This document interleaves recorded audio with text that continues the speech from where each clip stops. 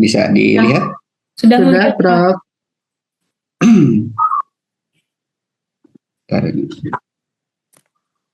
Ini dari sejarahnya dulu terkait dengan model pembelajaran ya di Indonesia. Tahun 80-an kita mengenal CBSA. Tahun 94 itu Pakem itu dikembangkan oleh dananya dari ya sebagian atau mungkin keseluruhan ini dari outside kalau nggak salah pada waktu itu bersamaan dengan program MBS MBS berbasis sekolah manajemen berbasis sekolah. Tahun 2024 seiring dengan perubahan kurikulum dari subjek akademik ke kompetensi, kita kenal dengan EK, eksplorasi, elaborasi, dan konfirmasi. Kemudian tahun 2026 beriringan dengan pembelakuan kurikulum berbasis kompetensi, tetapi di KTSP. Jadi kalau 2004 itu KBK tanpa masih sentralisis gitu ya, KBK masih sentralisis. Kemudian tahun 2006 itu KBK dengan dikelola dengan KTSP. 2013 kita mengenal saintifik, 2022 kita mengenal diferensiasi, dan 2024 kita pembelajaran mendalam. Perlu ingin saya sampaikan karena supaya ada penyam persepsi bagaimana sebenarnya mindset dari deep learning. Kalau saya sederhanakan klasifikasi model sebenarnya hanya ada dua gitu ya. Ada yang mengajukan prinsip artinya hanya ya seperti CBSA itu ya prinsipnya aja gitu, tanpa harus disusun secara sintak begitu. Silakan dieksplorasi aktivitas di kelas guru yang mengelola asal menunjukkan beberapa kriteria CBSA. Misalnya harus aktif dan seterusnya lah seperti itu. Mungkin Bapak Ibu nanti bisa dicek apa sih kriteria dari CBSA. Pakem sudah jelas dia menyebutkan ya harus ada aktif, kreatif, efektif, dan menyenangkan. CTL juga sama, itu ada 7 prinsip yang itu pun guru bisa mengeksplorasi pembelajarannya, sistematikanya atau sintaknya. Diferensiasi menurut saya juga tidak menunjukkan jejak adanya hal yang harus diikuti ya secara ini.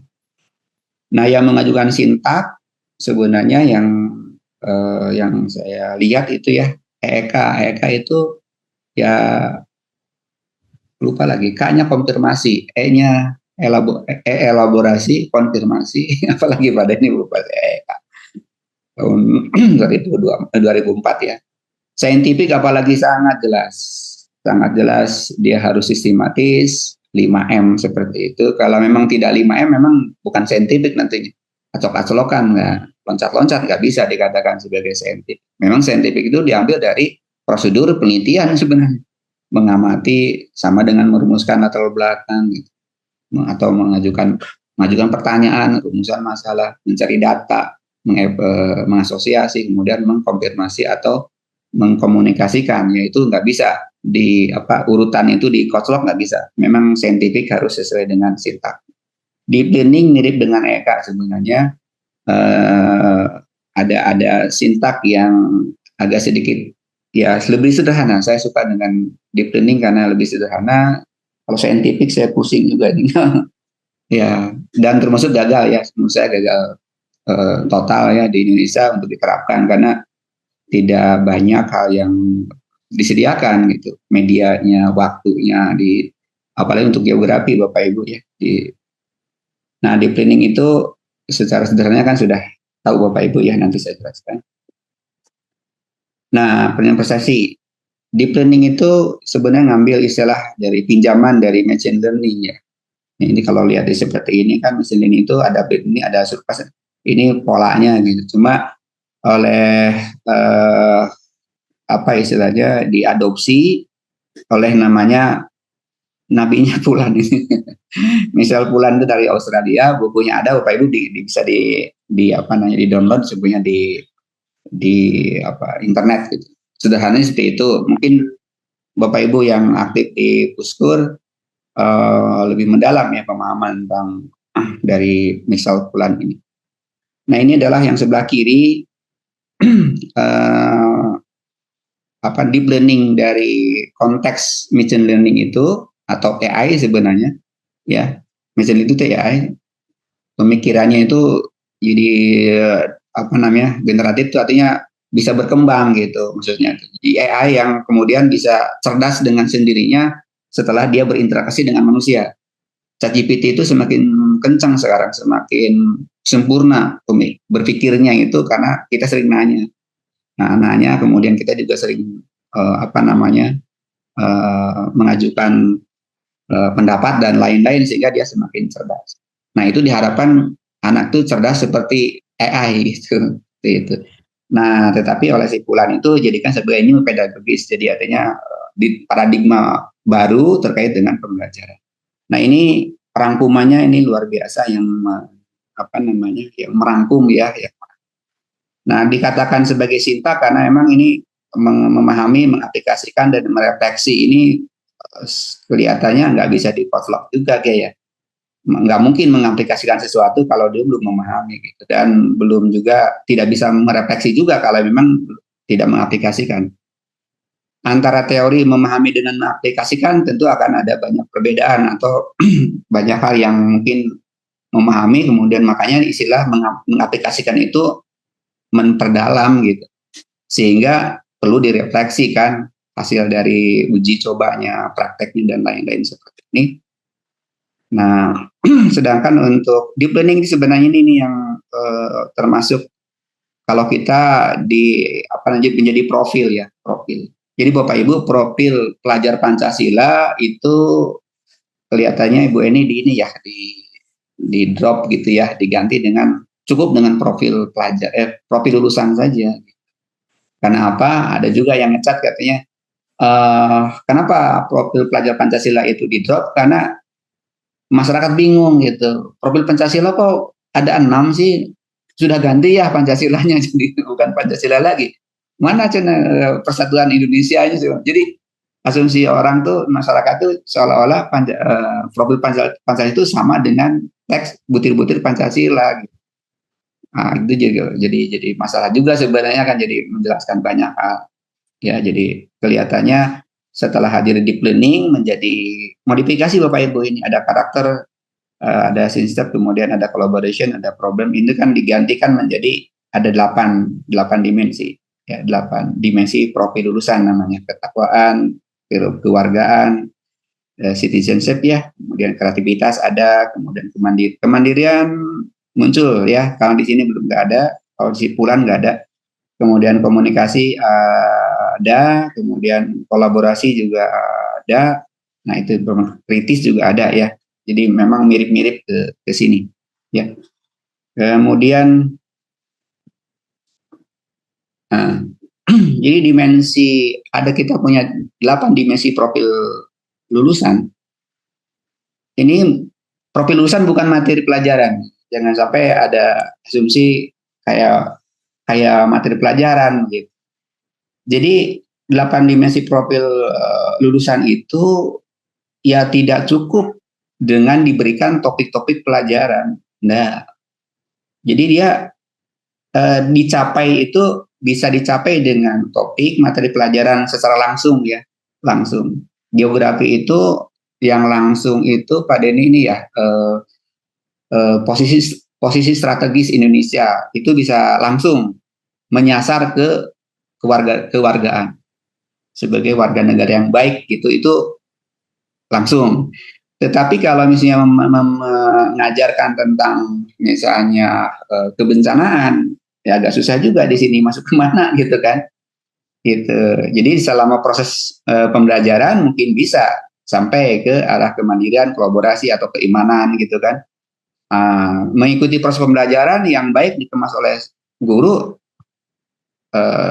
tentu akan ke sini. Kesehatan juga bisa masuk sebenarnya. Ya, kesehatan juga mungkin bisa masuk, tetapi tidak langsung karena materi geografi ya nggak ada kesehatan gitu. Kecuali kalau misalnya guru secara terampil menghubungkan antara isu lingkungan, ya, di mana ada penebangan hutan Di situ ada plasma nutfah, di plasma nutfah itu ada bahan makanan dan obat-obatan. Nah, itu mungkin berikan kesadaran baru bagaimana kehilangan sumber daya untuk obat-obatan karena hutan-hutannya dibabat misalnya. Nah, tapi kan secara langsung susah ya sebagai sebuah materi. Karena geografi apa sih membahas tentang kesehatan? Karena itu bukan bagian. Kalau olahraga mungkin bisa langsung. Jadi profil lulusan itu dapat dibentuk oleh topik-topik mata pelajaran, mengikuti pembelajaran dengan arti dan efeknya, ya, pembiasaan, penugasan, ketaatan pada tata tertib sekolah itu adalah bagian-bagian yang sistem di sekolah itu semuanya diarahkan kepada 8 dimensi profil lulusan. Gitu.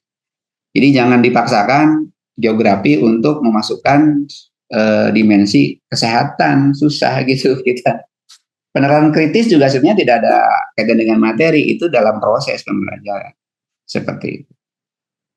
Oke. Nah, kalau dari sisi model sebenarnya sih mirip dengan experiential learning ya. Kata kuncinya ada pada merefleksi. Ya, merefleksi. Jadi ketika ada sebuah mode pembelajaran yang ada unsur merefleksi, ya direfleksi, ada abstrak, konseptualisasi dan seterusnya, itu adalah berbasis pengalaman. Ya ada 3 Bapak Ibu yang kita tahu, ada behavioristik, ada kognitif, dan ada humanis. Humanis itu turunannya adalah experiential learning. Ya seperti kurikulum Merdeka, kurikulum OBE di perguruan tinggi itu ke humanis. Ya, karena disuruh MBKM, suruh magang, suruh praktek, suruh mengaplikasikan dan seterusnya. Setelah mengaplikasikan, tolong refleksi, tolong dibahas gitu. Nah, hadirnya pengetahuan adalah ketika dia pada fase konseptualisasi dan refleksi. Makanya wajib ada refleksi gitu. Refleksi bukan menyimpulkan, Bapak Ibu, bukan menyimpulkan materi pelajaran. Bukan. Nanti saya jelaskan. Nah, ini dimensinya ada prinsip pembelajarannya adalah mana itu? Nah, ini bermakna Bapak Ibu mohon ini ada coret-coretan gimana nih? Pak No cara menghapus gimana ya? Ada menggembirakan nanti beberapa hal yang mungkin akan ada apa ya? Nah, ini saya perlu jelaskan di sini.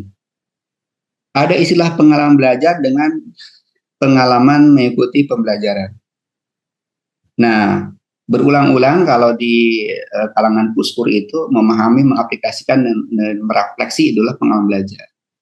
Cuma kadang-kadang kita sering masuk ke wilayah yang kurang tepat begitu. Jadi pengalaman belajar itu yang memahami, mengerjakan, mengevaluasi, menganalisis, mencipta, dan lain-lain yang terkait dengan kata kerja operasional itu sebenarnya dia pengalaman belajar. Sedangkan di bawah ini bukan pengalaman belajar. Cuma kalau saya nanya kepada anak-anak mahasiswa di S1 gitu ya, ini praktek kerja lapangan atau observasi itu pengalaman belajar bukan? Itu pengalaman belajar, bukan. Itu adalah anak sedang mengikuti mengikuti pembelajaran gitu. Nah, karena setiap diskusi tentu beda-beda gitu. Diskusi yang pertama mungkin atau di kelompok diskusi ini pengalamannya yang disasar adalah sedang memahami. Mungkin di tempat yang lain sedang mengevaluasi. Yang ini adalah menganalisis. Jadi keterampilan berpikir di tiap kelompok diskusi kan beda-beda. Nah itu jadi debat juga punya tujuan, demonstrasi juga punya. Jadi ini perlu disampaikan karena di dalam proses perumusan apa istilahnya skenario pembelajaran atau RPP itu sangat kental gitu ya. Jangan sampai begini maksud saya. Ketika tujuannya adalah siswa mampu menganalisis misalnya peta penggunaan lahan. Nah, tetapi proses pembelajarannya dan dengan ceramah ya nggak cocok. Gitu. Harusnya kan kalau memang mampu menganalisis, ya ciptakan pembelajaran yang sampai kepada pengalaman menganalisis, gitu. Bukan mendengarkan guru. Gitu. Nah ini kan perlu disampaikan gitu ya di dalam nanti dalam buku dalam panduan ini memang berusaha untuk menyampaikan wawasan ini. Jadi ini terus, nah kalau lihat dengan yang sekarang berkembang ya dengan private classroom, kok mirip ya Ibu Mina, mirip banget gitu ya. Jadi memahami, mengaplikasikan, merefleksi. Nah, cuma mungkin yang kemungkinannya akan menjadi apa istilahnya budaya yang baru, budaya baru. Kalau di private classroom yang namanya pre-class sebelum ke kelas berarti kan itu belajar mandiri dari buku, modul dan lain-lain sebelum dia masuk ke kelas. Gitu. Jadi di kelas itu sudah menggunakan pengetahuan, using knowledge gitu. Nah, cuma kalau menggunakan deep learning, saya nggak tahu apakah memang memahaminya itu di kelas. Saya khawatir memahaminya di kelas itu habis waktu untuk memahami gitu. Sedangkan untuk mengaplikasikannya nggak ada gitu. Makanya ada misi Bapak Ibu yang kemarin kita pemetaan CP ya, itu dikurangi materi esensialnya supaya apa? Supaya memberi waktu yang lebih banyak untuk memperdalam pembelajaran. Jadi implementasi pembelajaran deep learning atau pembelajaran mendalam itu ya mau tidak mau materinya tolong jangan terlalu banyak itu dikurangi lagi gitu. Jadi sekarang dari kurikulum 2013 dikurangi lagi menjadi kurikulum Merdeka yang diesensikan. Nah sekarang esensinya juga dikecilkan lagi. Nah itu bagi geografi memang bisa jadi masalah atau mungkin tidak jadi masalah karena kita akan mencari yang materi esensialnya kan gitu ya. Jadi ini. Nah kemudian merefleksi sama ya merefleksi pun bukan di kelas.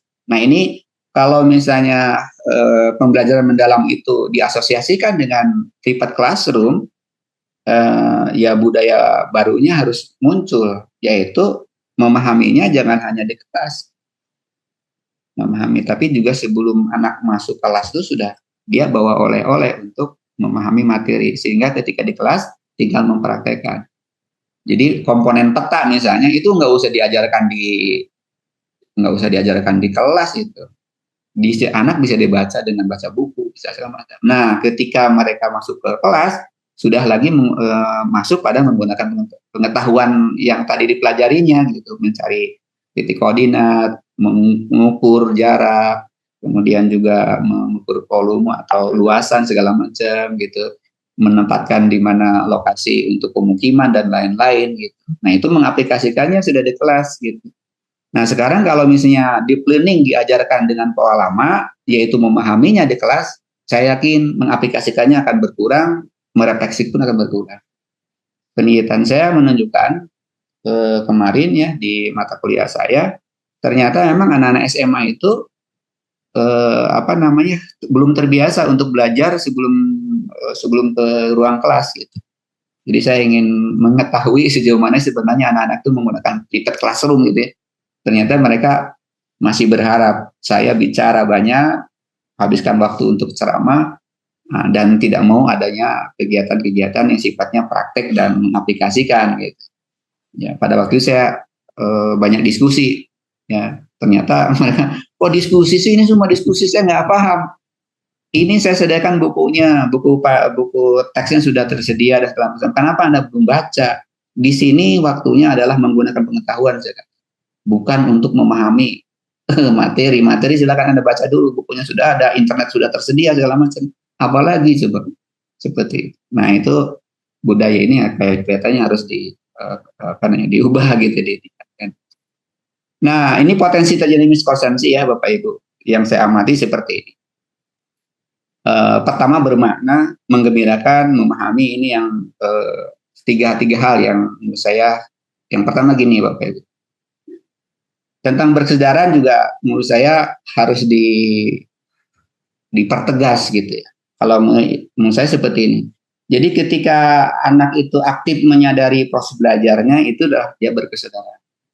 Kalau dia mampu mengatur dirinya sendiri untuk meningkatkan pengetahuan dan pemahamannya, dia berkesadaran. Kadang-kadang anak juga ya tidak tahu ya, udah mungkin Dia tuh sebenarnya belum tahu, tapi merasa tahu gitu. Ya jadi nggak mau belajar gitu. Pasti memahami tujuan ya, termotivasi secara insting untuk belajar, kemudian aktif mengembangkan strategi belajar yang lebih efektif dan fokus pada atau berkesadaran penuh. Ini adalah yang berkesadaran. Meaningful. Nah, meaningful learning bermakna dalam konteks kognitif ya sebenarnya. Awalnya itu Bapak Ibu. Jadi meaningful learning itu pengertiannya bukan bermanfaat bagi kehidupan sebenarnya. Awalnya ya. Cuma nggak tahu kalau di nuansa pemikiran di deep learning yang sekarang oleh Pus Gurjat ada juga yang bermakna bagi kehidupan. Bukan. Awalnya itu ya, ini awalnya gitu. Awalnya itu ketika ada informasi baru terkoneksi dengan informasi atau pengetahuan lama yang telah mengendap lama di siswa, itulah disebut dengan bermakna. Meaningful learning seperti itu. Jadi terkoneksinya gitu. Ya kalau tidak terkoneksi dia nggak paham, berarti nggak ngerti gitu. Seperti saya misalnya mendengarkan pembicaraan misalnya dua dokter, bingung kan ngomong karena istilah yang digunakan segala macam dia nggak ngerti. Nah berarti kan tidak bermakna bagi saya sebenarnya informasi itu karena tidak memiliki pemahaman awalnya. Gitu. Kecuali kalau dia bicara tentang geografi, ya tentu saya banyak paham gitu karena terkoneksi dengan informasi yang telah saya peroleh sebelumnya. Itulah yang namanya bermakna. Kalau misalnya bermakna itu dimaknai sebagai bermakna bagi kehidupan, itu bergeser Bapak Ibu dari teori kognitif, ini kognitif ya, meaningful learning kognitif, bergeser ke humanis, yaitu ke vokasi. Gitu. Nah, yang dimaksud di dalam meaningful learning, pemahaman saya mungkin yang itu memahami kemudian merefleksikan, nah itu siklusnya itu atau meaningful learning itu adalah bermakna dalam konteks kognitif, dalam mana kognitif. Apakah bisa mungkin disediakan sebagai kehidupan? Ya nanti direfleksi sebenarnya. Ketika dia mampu merefleksi, maka baru dia terkoneksi dengan dunianya. Nah prosesnya di dalam kognitif itu ya ada asimilasi dan akomodasi ya. Jadi kalau misalnya informasi barunya itu tidak mengubah konsep awal, maka itu asimilasi. Tapi kalau informasi baru kemudian kita serap dan kita merasa bahwa oh ternyata asumsi saya dulu salah ya. Nah berarti saya sedang mengakomodasi. Dua-duanya sama ya, dari pertanyaan bimbang kemudian menjadi mantap gitu perasaan itu atau pemikiran kita udah oh ini yang benar gitu. Dari disequilibrium dengan equilibrium. Nah ini adalah konsep. Nah menggembirakan juga bukan tepuk tangan, bukan ajak-ajakan, bukan loncat-loncat di kelas, bukan bermain-main dalam TikTok teman ada yang bermainan gitu ya, itu menggembirakan bukan. Ketika peserta didik menikmati proses belajar, menikmati, walaupun dia mungkin duduk manis segala macam, tapi kalau dia menikmati proses belajar dia sih menggembirakan gitu, takut rumus gitu ya, mencari informasi, buka-buka buku segala macam, dan dia senang gitu ya. Nah itu juga sudah menggembirakan. Menguatkan motivasi intrinsik, apakah dia termotivasi itu juga menyenangkan. Rasa ingin tahunya semakin besar, itu juga menggembirakan. Munculnya kreativitas, keterlibatan aktif, dan kalau dia pun bermain, itu bermain tapi bertujuan. Jadi itu pun yang jangan sampai seperti tarik tambang. Maknanya apa sih sebenarnya gitu. Nah itu kalau memang tidak punya makna dalam konteks mata pelajaran, ini dia tidak bertujuan berarti.